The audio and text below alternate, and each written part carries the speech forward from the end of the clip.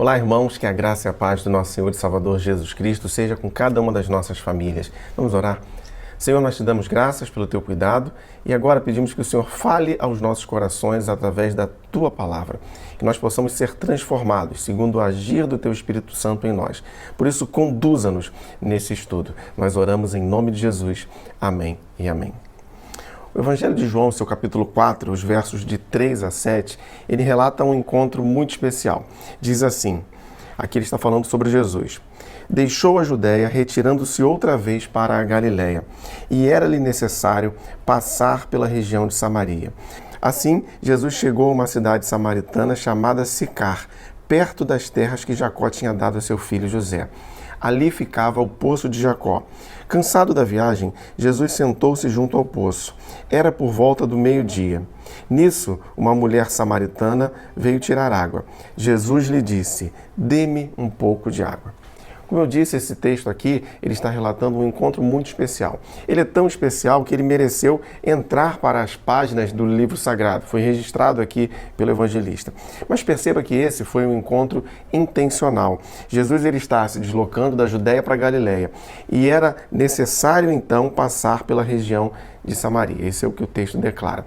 Jesus programou aquele encontro. Jesus ele altera o seu caminho de modo que ele vai encontrar alguém especificamente, uma mulher samaritana.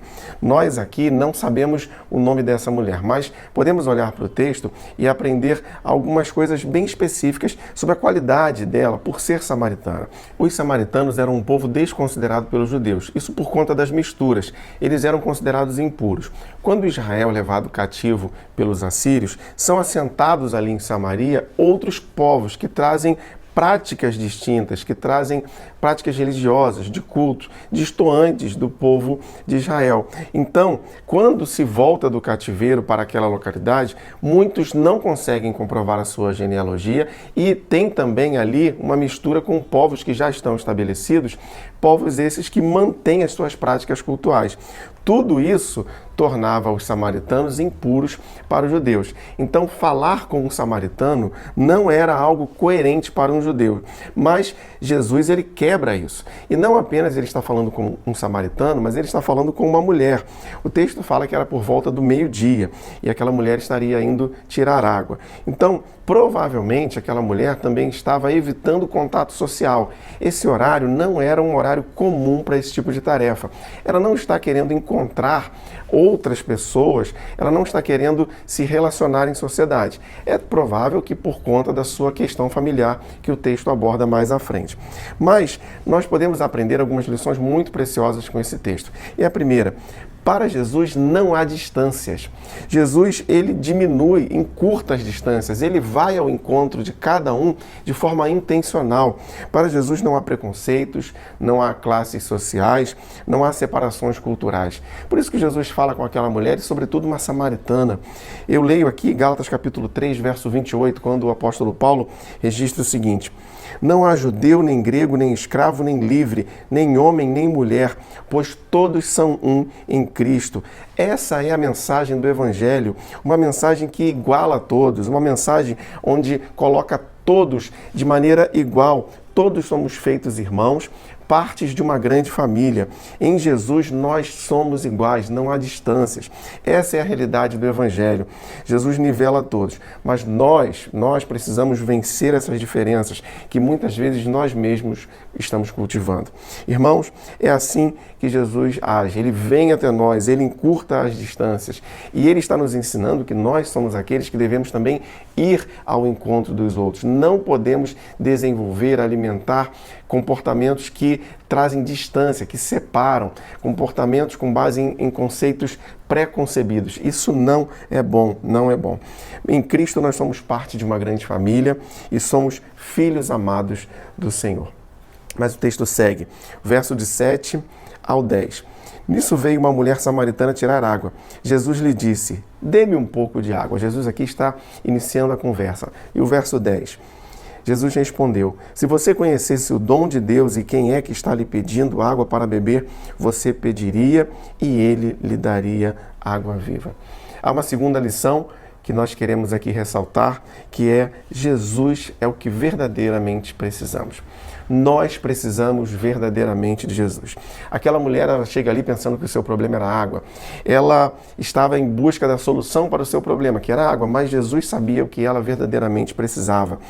Irmãos, às vezes nós pensamos que precisamos de algo, nós pensamos que temos problemas com situações ou soluções que queremos resolver da nossa maneira, mas o que verdadeiramente precisamos é de Jesus nas nossas vidas. Nós verdadeiramente precisamos da água viva que é Jesus. E o texto segue, verso 11. Ao que a mulher respondeu: o Senhor não tem balde e o poço é fundo. De onde vai conseguir essa água viva? Por acaso o Senhor é maior do que Jacó, nosso pai, que nos deu o poço, do qual ele mesmo bebeu, assim como os seus filhos e o seu gado? Jesus respondeu: quem beber desta água voltará a ter sede. Mas aquele que beber da água que eu lhe der, nunca mais terá sede. Pelo contrário, a água que eu lhe der será nele uma fonte a jorrar para a vida eterna. A mulher lhe disse: Senhor, quero, dê-me essa água para que eu não mais tenha sede, nem precise vir aqui buscá-la. Irmãos, aquela mulher, ela ainda não está entendendo a importância daquela conversa. Jesus está falando sobre beber uma água que ele dá, que gera transformação de vida, que faz o ser humano jorrar uma fonte de água em si, que não é algo humano, mas Jesus está falando de algo que é eterno. Jesus está falando de uma água que aponta para a vida eterna. A mulher, ela não entende essa situação e ela então pede a água, querendo saciar a sua sede. Perceba que a mulher, ela fala de água, daquilo que é solução para o seu problema humano. Jesus está falando de algo que é maior, de algo que é eterno. A mulher, por sua vez, ela aponta para a solução das necessidades e Jesus, ele aponta para o agir do seu poder divino, que dá a vida eterna. Jesus é o que precisamos. Evangelho de João, capítulo 16, verso 6. Eu sou o caminho, a verdade e a vida. Ninguém vem ao Pai senão por mim. Jesus é o que precisamos para, através dele, encontrarmos a vida eterna. Ele é o que verdadeiramente precisamos. Mas aquela mulher, ela ainda precisava entender algo mais. Verso 16. Jesus disse: vá, chame o seu marido e volte aqui. Ao que a mulher respondeu: não tenho marido. Então Jesus disse: você tem razão ao dizer que não tem marido, porque já teve 5, e esse que agora tem não é seu marido. O que você disse é verdade. A mulher então lhe disse: agora sei que o Senhor é profeta. Jesus agora conduz a conversa entrando nas questões de âmbito familiar. Ele quer tratar algumas questões e quer levar aquela mulher a um novo nível de entendimento. E ela então percebe que ele é profeta. Profeta aqui fala muito do olhar religioso que aquela mulher está tendo para Jesus. O profeta é aquele que tinha a palavra do Senhor, é aquele que simbolicamente era o contato da divindade com o povo, e o olhar daquela mulher era um olhar religioso.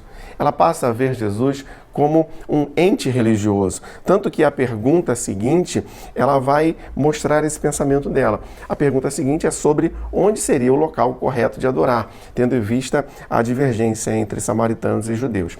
E veja como o texto segue a partir do verso 20. Nossos pais adoravam nesse monte, mas vocês dizem que em Jerusalém é o lugar onde se deve adorar. Jesus respondeu: mulher, acredite no que digo. Vem a hora em que nem neste monte, nem em Jerusalém, vocês adorarão o Pai. Vocês adoram o que não conhecem. Nós adoramos o que conhecemos, porque a salvação vem dos judeus. Mas vem a hora, e já chegou, em que os verdadeiros adoradores adorarão o Pai em espírito e em verdade, porque são esses que o Pai procura para seus adoradores. Deus é espírito e é necessário que os seus adoradores o adorem em espírito e em verdade. E aqui temos mais uma lição. Jesus não espera que sejamos religiosos, mas que tenhamos uma vida de adoração. Uma vida de adoração é uma vida que agrada ao Senhor independente do local, que agrada ao Senhor diariamente ou em todo o tempo, que impacta outros por onde passa, que não apenas cumpre obrigações religiosas, mas que se dedica integralmente a Cristo. Mas ainda havia algo mais para aquela mulher aprender. Verso 25, a mulher respondeu: eu sei que virá o Messias, chamado Cristo. Quando ele vier, nos anunciará todas as coisas. Então Jesus lhe disse: eu sou o Messias, eu que estou falando com você. Irmãos, Jesus tem a água viva, ele transforma o ser humano, ele deseja que este tenha uma vida integralmente dedicada ao Senhor em adoração. Ele é aquele que tem a palavra de Deus, não sendo apenas um profeta, mas ele é o Messias, ele é o Cordeiro de Deus que tira o pecado do mundo, aquele que viria para entregar a sua vida por amor a nós e salvar. Esse é Jesus. E agora então o entendimento é completo. Aquela mulher entende a completude daquela questão, ela passa a conhecer Jesus de uma maneira integral. E o comportamento então daquela mulher é alterado. Ela deixa o seu cântaro e passa a ser uma anunciadora de Jesus. Verso 28. Quanto à mulher, deixou o seu cântaro, foi à cidade e disse ao povo: venham comigo e vejam um homem que me disse tudo o que já fiz. Não seria ele, por acaso, o Cristo? Aquela mulher, então, agora diante de Jesus, entende que não era apenas um ser humano. Ela entende que ali estava o Messias, o Filho do Deus vivo. E ela tem a vida transformada, passa a ser alguém que anuncia a mensagem, que aponta para Cristo. Irmãos, Jesus ele vem ao nosso encontro. Ele é tudo que precisamos e Ele espera que vivamos em adoração e não como religiosos. Mas que nossas vidas possam ser impactadas, sim, pelo conhecimento de Cristo, para que possamos apresentar Cristo aos outros. Que essa seja uma realidade em nossas vidas e em nossas famílias. Vamos orar mais uma vez? Obrigado, Senhor, pela Tua palavra. Pedimos que o Senhor a complete em nossos corações. Que nossas vidas dependam unicamente de Ti, que nossas vidas estejam totalmente dedicadas a Ti em adoração, que não sejamos como religiosos, mas como verdadeiros adoradores. E, Pai, que nós possamos apontar o Teu amor aos outros, ser aqueles que levam a Tua palavra e que falam de Ti diariamente em tudo. Transforma nossas vidas diariamente, transforma as nossas famílias, sobre as quais nós pedimos a Tua bênção. E assim nós oramos em nome de Jesus. Amém e amém. Que o Senhor abençoe a sua vida, a sua família e até o próximo estudo, se Deus assim permitir.